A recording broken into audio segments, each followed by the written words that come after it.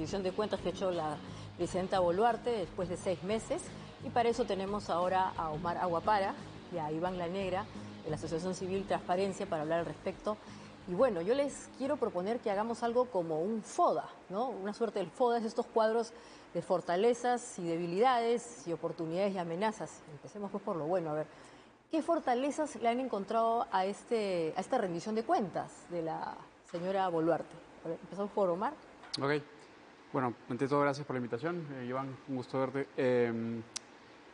Supongo que dentro de lo que estamos viendo ahorita hay cierta recuperación de lo que era la gestión pública, ¿no? Creo que hay la presencia de cuadros un poco más capaces dentro del gobierno, en contraste con lo que vimos en el gobierno de Castillo.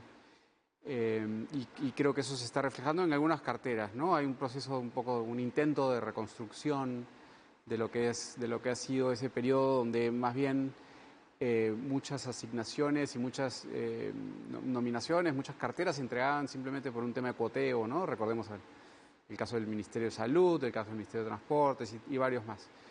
Creo que en ese sentido podríamos ver un intento por recomponer ese lado del Estado y por un poco reencauzar lo que ha sido el dinamismo y la gestión pública en los últimos años.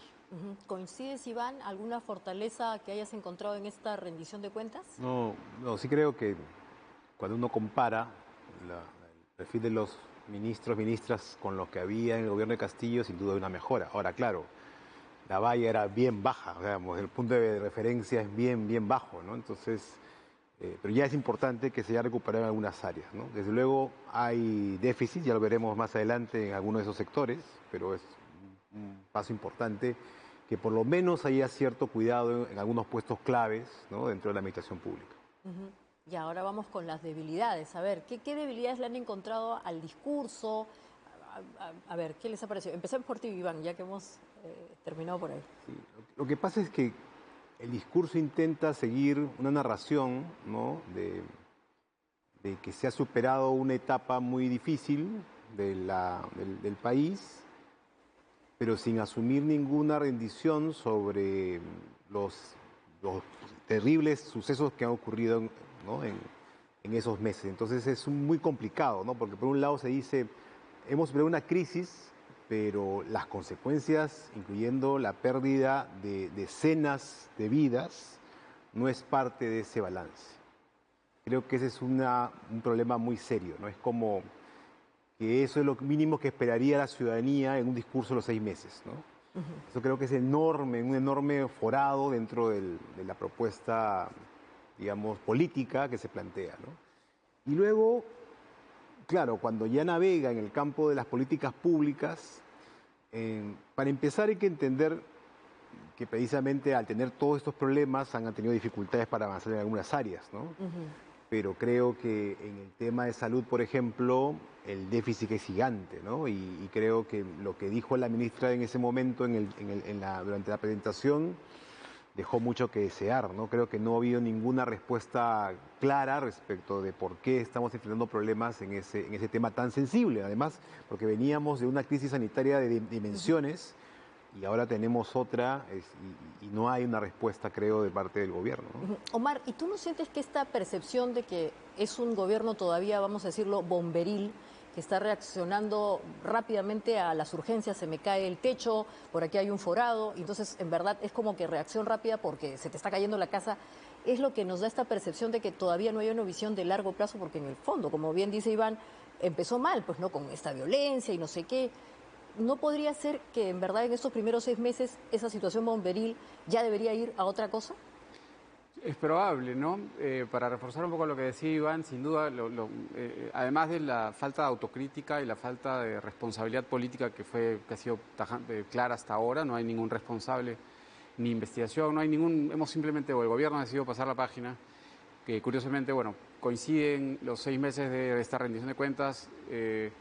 Hoy día escuchaba justo a RPP, decían, bueno, se cumplen también 5 meses de los eventos trágicos en Juliaca, y la gente de Juliaca estaba más concentrada en recordar esa fecha que en evaluar lo que había pasado, ¿no? Y lo que en verdad, y yendo a tu punto, lo que debió ser o parecía ser un gobierno de transición, de repente se ha convertido en un gobierno de emergencia, Así es.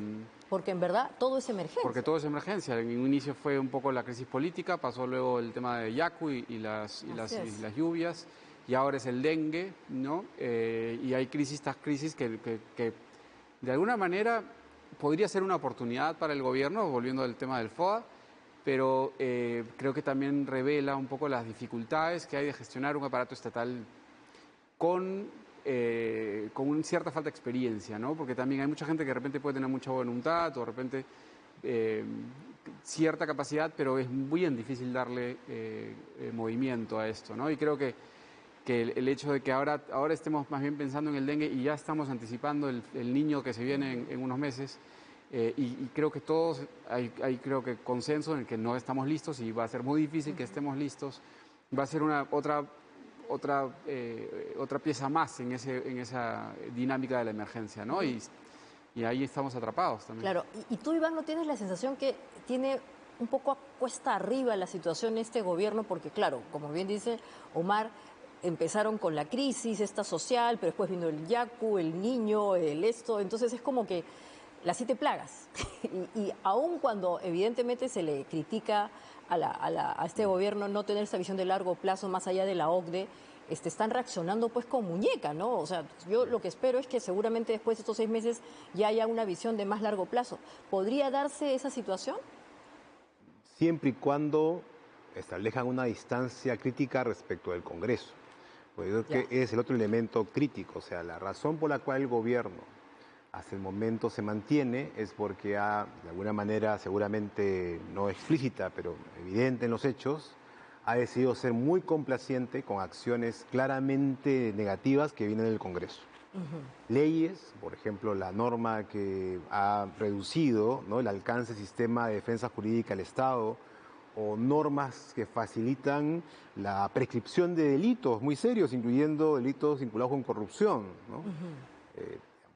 Acaban de pasar una ley para reducir las armas que tiene el gobierno para enfrentar la minería ilegal. Supuestamente, la minería ilegal, que es el elemento que ha sido el financiamiento, supuestamente, de acuerdo a lo que ha hecho el gobierno de las protestas, ahora resulta que una ley del Congreso quiere darle mayores facilidades para seguir funcionando. Importante eso que dices. Ya, ok, entonces, si el gobierno va a seguir siendo tan complaciente, digamos, de las cosas tan negativas que ocurren en el Congreso, siguen aceptando decisiones, ¿no? Por ejemplo, la elección del defensor del pueblo, que también vino del Congreso, que ha sido pues claramente no idónea, y la presión negativa que el Congreso tiene se va a seguir pegando al gobierno, y va a ser visto como no como un gobierno con una idea y un perfil propio, sino como una comparsa del legislativo, ¿no? Y eso creo que es algo que debilita la posición del gobierno. ¿Tú coincides, Omar, o crees que es necesaria esta suerte de, a ver, ¿cómo llamaremos? Esta suerte de equilibrio o arbitraje que tiene que hacer el gobierno con el Congreso, porque si no, lamentablemente, pues no terminan de hacer cosas? Sí, bueno, esa relación siempre es tirante, no siempre existe entre el Ejecutivo, pero hoy día es un tema más de supervivencia, creo que es el oxígeno viene de ahí. Así es. Pero es mutua la relación, porque el Congreso también depende mucho del Ejecutivo. El Ejecutivo podría, creo que también ser un poco más agresivo, tratar de marcar una distancia mayor, sabiendo de que la existencia del Congreso está predicada también en la propia existencia del Ejecutivo, ¿no? Porque si el Congreso va a salir a atacar y va a ir por una vacancia, se van todos. Creo que eso es lo que nadie quiere. Pero sí deberían haber acciones, así como, por ejemplo, el Congreso está yendo por la fiscalización de determinados ministros, ¿no? Creo que ha decidido interpelar al ministro de Justicia y la ministra de Salud, si no me lo recuerdo. Hay acciones de control político específicas que no significan una guerra abierta, simplemente el trabajo que debería hacer el Congreso. Creo que lo mismo podría hacer el Ejecutivo, pero ahorita vemos el Ejecutivo más bien rendido ante el Parlamento, ¿no? Y por ejemplo, varias de las normas y de las polémicas que hemos visto, el Ejecutivo ha decidido no tomar partido, ha decidido no enfrentar esa batalla, cuando perfectamente le podría servir incluso de manera estratégica para construir cierto perfil y cierta independencia y cierta legitimidad incluso frente al Congreso, ¿no? Pero es una pelea que por ahora no quieren tener y están ahí los dos en este acuerdo tácito de no chocar directamente hasta donde se pueda. Creo que la esperanza es hasta el 2026, ¿no? Vamos a volver al FODA. ¿Cuál es la principal amenaza que tiene este gobierno en ciernes? su relación con el Congreso, el hecho de que no hay una oposición constructiva, no sé, ¿qué piensan ustedes? Lo que pasa es que son dos poderes muy desacreditados, ambos, ¿no? El legislativo y el ejecutivo, más el legislativo, ¿no? La conexión con demandas ciudadanas se ha roto. Digamos, hay un costo de lo ocurrido en los 6 meses, ¿no? Digamos, se ha sobrevivido, pero a costa de tener casi un gobierno que en ocasiones parece aislado, ¿no? Que no tiene una... Tú ves a los congresistas que van a sus viajes y no pueden ni dirigir un discurso público, ¿no? Espacios que se empiezan a cerrar, ¿no? Que digamos que uno esperaría que un gobierno que quiera recuperar la relación con la ciudadanía los abra, y más bien aquí lo que ocurre es que se cierran.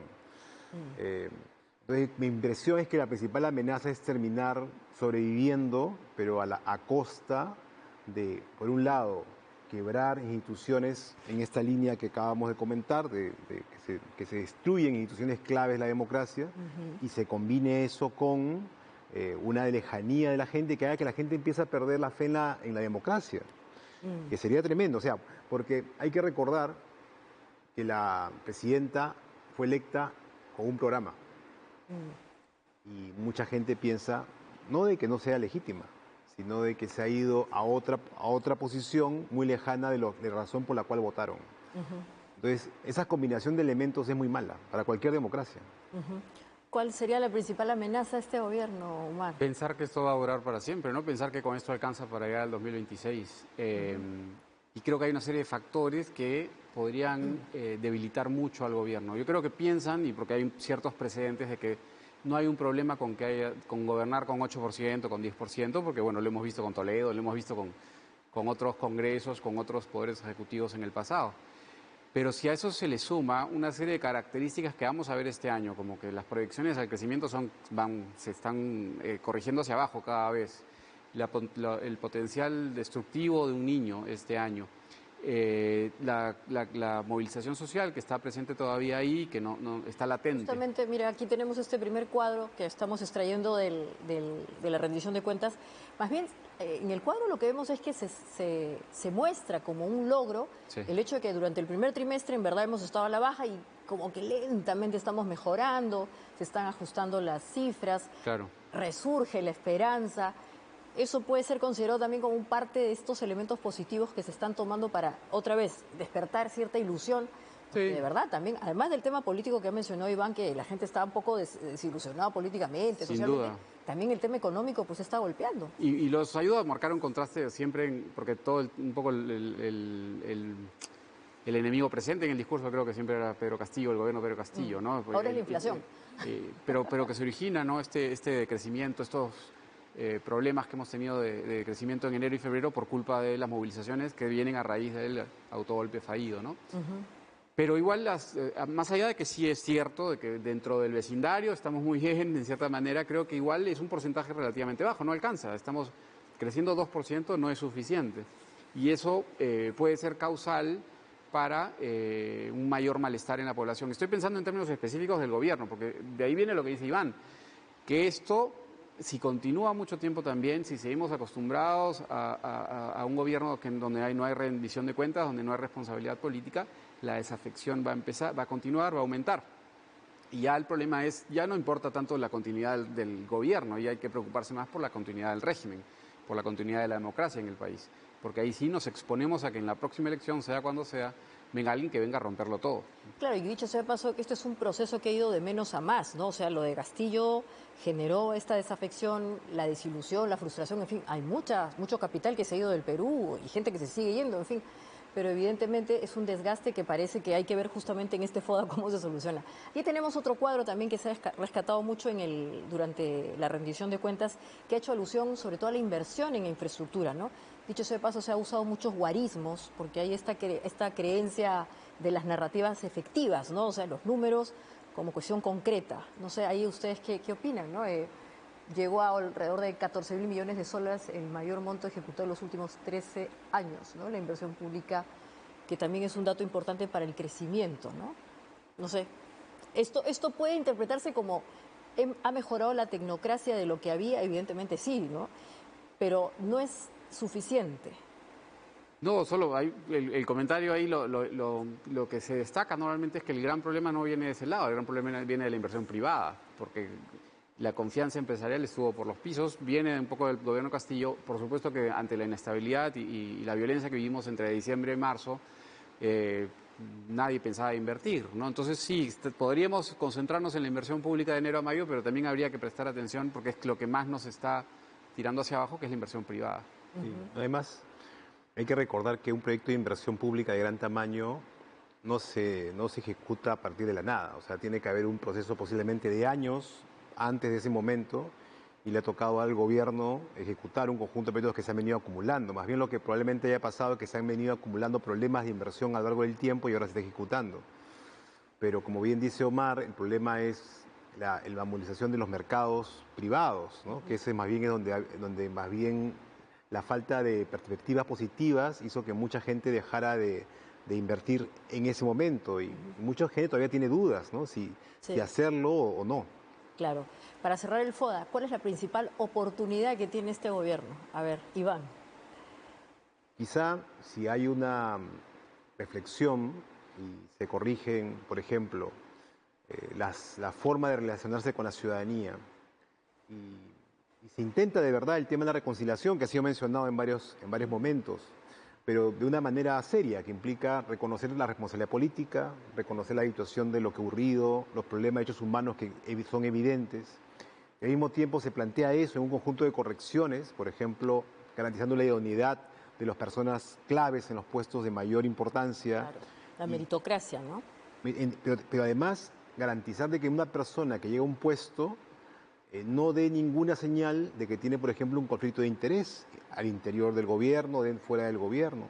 Esta propia institución, ¿no? El RTP, hace poco había una discusión sobre si la presidenta es una persona adecuada, no porque sus capacidades estén en cuestión, sino si la capacidad es y la relación previa es la adecuada para poder dirigir una institución. Aunque en verdad las cosas se ven en la cancha, ¿no? Pero digamos que la gran oportunidad que tiene este gobierno está en reconciliarse con la ciudadanía. Y en hacer esas correcciones para que de una manera siempre, porque en política lo importante no es solamente los temas, digamos, de los hechos, sino los gestos que se hacen para mostrar que hay un cambio. Y eso es muy importante para recuperar esa relación con la ciudadanía. ¿Cuál es la oportunidad de este gobierno, Omar? 28 de julio, de repente, ¿no? No solo por el discurso, no solo porque lo que vaya a decir, que espero que no sea como lo que hizo hoy, porque es lo que siempre hacen, y es una oportunidad desperdiciada si es que no utiliza ese momento como para de repente hacer una autocrítica, de repente hacer un cambio ministerial, de repente hacer una corrección, pero también en términos más prácticos, porque van a haber movilizaciones probablemente, va a haber un nuevo ciclo de protestas o se está anunciando un nuevo ciclo de protestas.